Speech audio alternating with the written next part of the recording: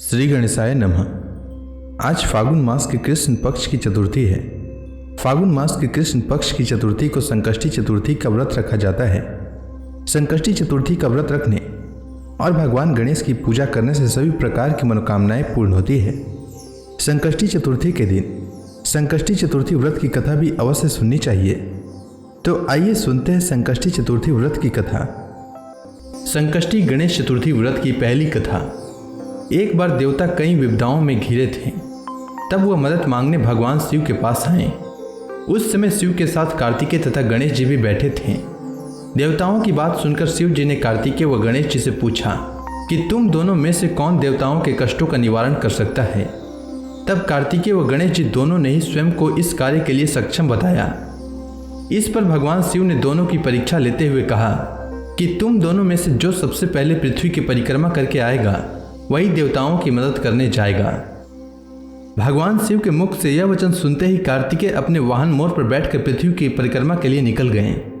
परंतु गणेश जी सोच में पड़ गए कि वह चूहे के ऊपर बैठकर सारी पृथ्वी की परिक्रमा करेंगे तो इस कार्य में उन्हें बहुत समय लग जाएगा। तभी उन्हें एक उपाय सूझा। गणेश जी अपने स्थान से उठे और अपने माता पिता की 7 बार परिक्रमा करके वापस बैठ गए। परिक्रमा करके लौटने पर कार्तिकेय स्वयं को विजेता बताने लगे। तब शिव जी ने श्री गणेश से पृथ्वी की परिक्रमा न करने का कारण पूछा। तब गणेश जी ने कहा, माता पिता के चरणों में ही समस्त लोक है।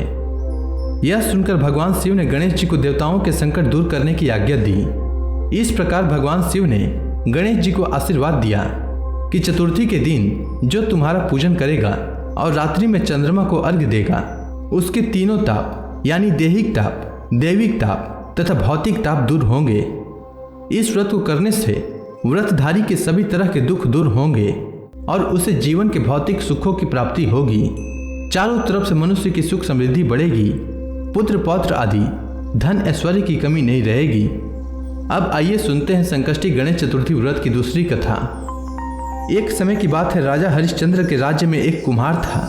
वह मिट्टी के बर्तन बनाता, लेकिन वे कच्चे रह जाते थे। एक पुजारी की सलाह पर उसने इस समस्या को दूर करने के लिए एक छोटे बालक को मिट्टी के बर्तनों के साथ आवा में डाल दिया। उस दिन संकष्टी चतुर्थी का दिन था। उस बच्चे की मां अपने बेटे के लिए परेशान थी। उसने गणेश जी से बेटे की कुशलता की प्रार्थना की। दूसरे दिन जब कुम्हार ने सुबह उठकर देखा तो आवा में उसके बर्तन तो पक गए थे, लेकिन बच्चे का बाल भी बांका नहीं हुआ था। वह डर गया और राजा के दरबार में जाकर सारी घटना बताई। इसके बाद राजा ने उस बच्चे और उसकी मां को बुलाया तो मां ने सभी तरह के विघ्न को दूर करने वाली संकष्टी चतुर्थी का वर्णन किया। इस घटना के बाद से महिलाएं संतान और परिवार के सौभाग्य के लिए संकष्टी गणेश चतुर्थी का व्रत करने लगी। अब आइए सुनते हैं संकष्टी गणेश चतुर्थी की तीसरी कथा। एक समय की बात है, भगवान विष्णु का विवाह लक्ष्मी जी के साथ निश्चित हो गया। विवाह की तैयारी होने लगी। सभी देवताओं को निमंत्रण भेजे गए, परंतु गणेश जी को निमंत्रण नहीं दिया। कारण जो भी रहा हो, अब भगवान विष्णु की बारात जाने का समय आ गया। सभी देवता अपने पत्नियों के साथ विवाह समारोह में आए। उन सब ने देखा कि गणेश जी कहीं दिखाई नहीं दे रहे हैं। तब वे आपस में चर्चा करने लगे कि क्या गणेश जी को न्योता नहीं है या स्वयं गणेश जी ही नहीं आए। सभी को इस बात पर आश्चर्य होने लगा। तभी सबने विचार किया कि भगवान विष्णु से ही इसका कारण पूछा जाए। विष्णु भगवान से पूछने पर उन्होंने कहा कि हमने गणेश जी के पिता भोलेनाथ महादेव को न्योता भेजा है। यदि गणेश जी अपने पिता के साथ आना चाहते हों तो आ सकते हैं। अलग से न्योता देने की कोई आवश्यकता भी नहीं थी। दूसरी बात यह है कि उनको 100 मन मूंग, 100 मन चावल, 100 मन घी और 100 मन लड्डू का भोजन दिन भर में चाहिए। यदि गणेश जी नहीं आएंगे तो कोई बात नहीं, दूसरे के घर जाकर इतना सारा खाना पीना अच्छा भी नहीं लगता। इतनी वार्ता कर ही रहे थे कि किसी एक ने सुझाव दिया कि यदि गणेश जी आ भी जाएं तो उनको द्वारपाल बनाकर बैठा देंगे कि आप घर की याद रखना।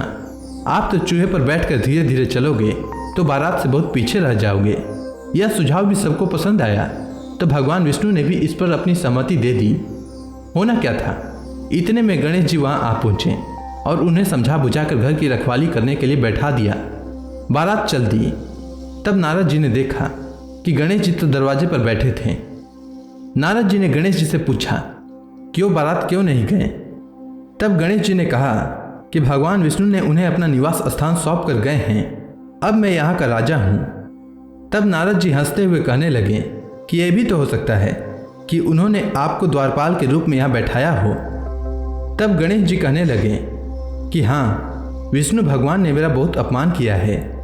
नारद जी ने कहा कि आप उदास न हों, आप अपनी मूषक सेना को आगे भेज दें तो वह रास्ता खोद देगी, जिससे उनके वाहन धरती में धंस जाएंगे। तब आपको सम्मानपूर्वक बुलाना पड़ेगा। अब तो गणेश जी अपनी मूषक सेना को जल्दी से आगे भेज दिए और सेना ने जमीन पोली कर दी।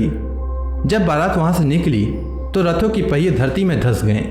लाख कोशिश करें परंतु पहिए नहीं निकले। सभी ने अपने अपने उपाय किए परंतु पहिए तो नहीं निकले, बल्कि जगह जगह से टूट गए। किसी को समझ में नहीं आ रहा था कि अब क्या किया जाए। तब नारद जी ने कहा, आप लोगों ने गणेश जी का अपमान करके अच्छा नहीं किया। यदि उन्हें मनाकर लाएं तो आपका कार्य सिद्ध हो सकता है और यह संकट टल सकता है। शंकर भगवान ने अपने दूत नंदी को भेजा और वे गणेश जी को लेकर आए। गणेश जी का आदर सम्मान के साथ पूजन किया। तब कहीं रथ के पहिए निकले। अब रथ के पहिए तो निकल गए परंतु वे टूटे फूटे हुए थे, तो उन्हें सुधारे कौन। पास के खेत में खाती काम कर रहा था, उसे बुलाया गया। खाती अपना कार्य करने से पहले श्री गणेशाय नमः कहकर गणेश जी की वंदना मन ही मन करने लगा। देखते ही देखते खाती ने सभी पहियों को ठीक कर दिया। तब खाती कहने लगा कि हे देवताओं, आपने सर्वप्रथम गणेश जी को नहीं मनाया होगा और न ही इनकी पूजन की होगी, इसीलिए तो आपके साथ यह संकट आया है। हम तो मूर्ख अज्ञानी हैं, फिर भी पहले गणेश जी को पूजते हैं, उनका ध्यान करते हैं। आप लोग तो देवतागण हैं, फिर भी आप गणेश जी को कैसे भूल गए। अब आप लोग भगवान श्री गणेश की जय बोल कर जाएं, तो आपके सब कार्य बन जाएंगे और कोई संकट भी नहीं आएगा। ऐसा कहते हुए बारात वहां से चल दी और भगवान विष्णु का लक्ष्मी जी से विवाह संपन्न करा के सभी सकुशल घर लौट आए। हे गणेश जी महाराज, आपने विष्णु भगवान के जैसे कार्य सिद्ध किए, उसी प्रकार सभी के कार्य सिद्ध करें। अब आइए सुनते हैं संकष्टी गणेश चतुर्थी व्रत की चौथी कथा। एक बार भगवान शिव और माता पार्वती नर्मदा नदी के किनारे बैठे थे। वहां माता पार्वती ने भगवान शिव के साथ समय व्यतीत करने के लिए चौपड़ खेलने को कहा। शिव भगवान चौपड़ खेलने के लिए तो तैयार हो गए, परंतु इस खेल में हार जीत का फैसला कौन करेगा, यह प्रश्न उनके समक्ष उठा।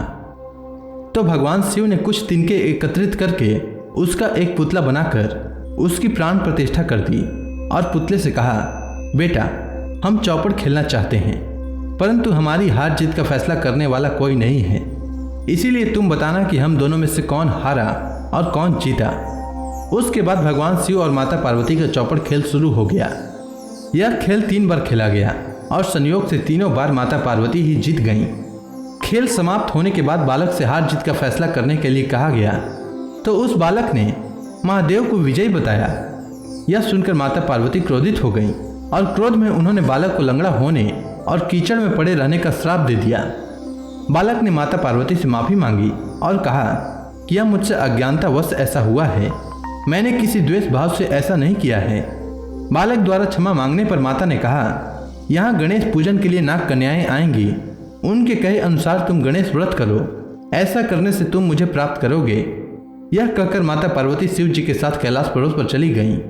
1 वर्ष के बाद उस स्थान पर नाग कन्याएं आईं। तब नाग कन्याओं से श्री गणेश के व्रत की विधि मालूम करके उस बालक ने 21 दिन लगातार गणेश जी का व्रत किया। उसकी श्रद्धा से गणेश जी प्रसन्न हुए। उन्होंने बालक को मनोवांछित फल मांगने के लिए कहा। उस बालक ने कहा, हे विनायक, मुझ में इतनी शक्ति दीजिए कि मैं अपने पैरों पर चलकर अपने माता पिता के पास कैलाश पर्वत पर पहुंच सकूं और वे यह देखकर प्रसन्न हों। तब बालक को वरदान देकर श्री गणेश अंतर्ध्यान हो गए। इसके बाद वह बालक कैलाश पर्वत पर पहुंच गया और कैलाश पर्वत पर पहुंचने की अपनी कथा उसने भगवान शिव को सुनाई। चौपड़ वाले दिन से माता पार्वती शिव जी से विमुख थीं, अतः देवी के रुष्ट होने पर भगवान शिव ने भी बालक के बताए अनुसार 21 दिनों तक श्री गणेश का व्रत किया। इस व्रत के प्रभाव से माता पार्वती के मन में भगवान शिव के प्रति जो नाराजगी थी वह समाप्त हो गई। तब यह व्रत विधि भगवान शंकर ने माता पार्वती को बताई। यह सुनकर माता पार्वती के मन में भी अपने पुत्र कार्तिकेय से मिलने की इच्छा जागृत हुई। तब माता पार्वती ने भी 21 दिन तक श्री गणेश का व्रत किया तथा दुर्वा फल लड्डुओं से श्री गणेश जी का पूजन अर्चन किया। व्रत के 21वें दिन कार्तिकेय स्वयं माता पार्वती जी से आ मिले। उस दिन से श्री गणेश चतुर्थी का यह व्रत समस्त मनोकामनाओं की पूर्ति करने वाला व्रत माना जाता है। इस व्रत को करने से मनुष्य के सारे कष्ट दूर होकर मनुष्य को समस्त सुख सुविधाएं प्राप्त होती है। तो प्रेम से बोलिए भगवान श्री गणेश की जय।